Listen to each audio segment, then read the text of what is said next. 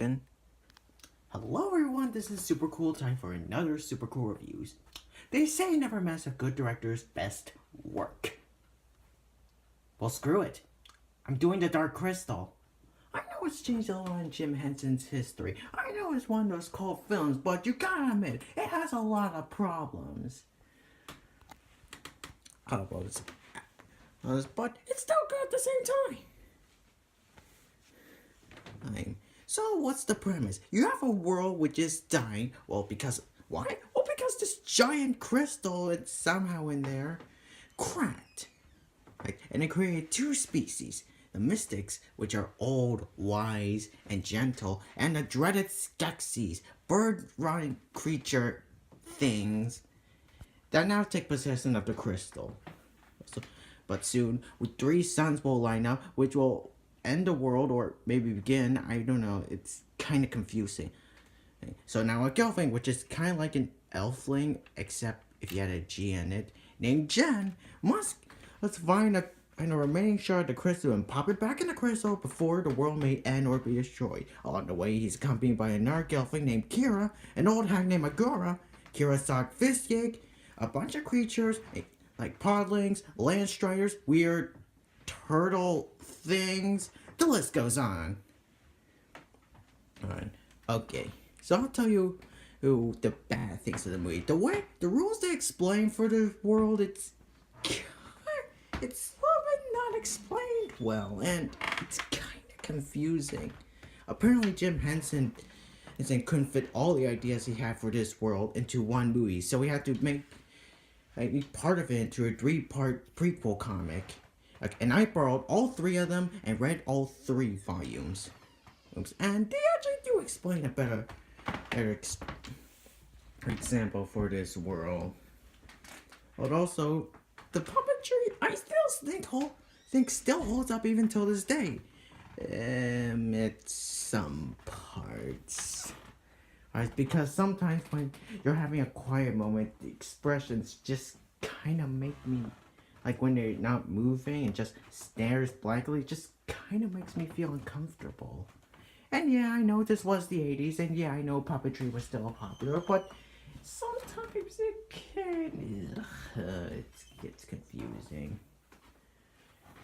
You know how most kids' films where bad stuff happens and they're fixed? Well, this time, it's not fixed. Apparently a group of podlings, which are kind of like dog wrinkle things, get captured by the Skeksis and have their essence drained so that the Emperor can drink and stay young again. And that's it! You never see them again!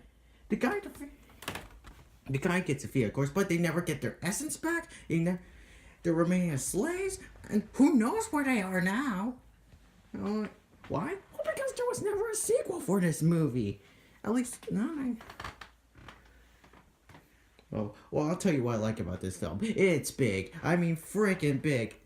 Did I ever have to mention there's no people in this film? They couldn't have real life people in this movie. I mean, they put it in the cast, in production, but they never actually have it in the story. Well, except when they need to do a full body shot of someone walking, they just put someone there. Her, and it's big. I forgot to also mention that there's no green screens involved with this. Because remember the last time when Jim Henson did something green screen?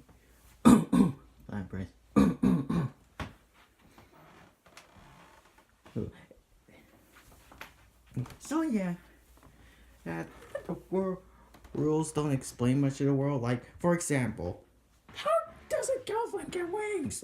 How they never explained it, or maybe they did in the prequel comic. I don't know. Oh, and the puppetry, like I said, is still incredible at some parts. And the backgrounds are friggin' incredible. Well, I meant the forest, the desert thingies, the village, the cave. It's so friggin' cool. Well, but I forgot to mention there is also problems in this. One most noticeably is the voice actor they picked for Jen. It's pretty awkward. But I do enjoy the Skeksis voice actors. I like the General's voice, where he just That sounds like Gilbert Godfrey if he took the film of George C. Scott. I mean, every line he's like, "Shine my light! That's just not that way!" I think sometimes the moments can be corny at some parts. Like, remember Jen's annoying slash angsty attitude, or Chamberlain's annoying, please? Yeah, it can be awkward. Or maybe that's why the reason the film didn't do well at the box office. But like I said, it's a cult classic. You should check it out. Or read the prequel comics in order to before you watch the movie.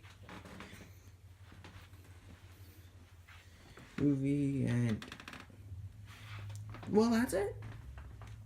This is super cool. Signing off.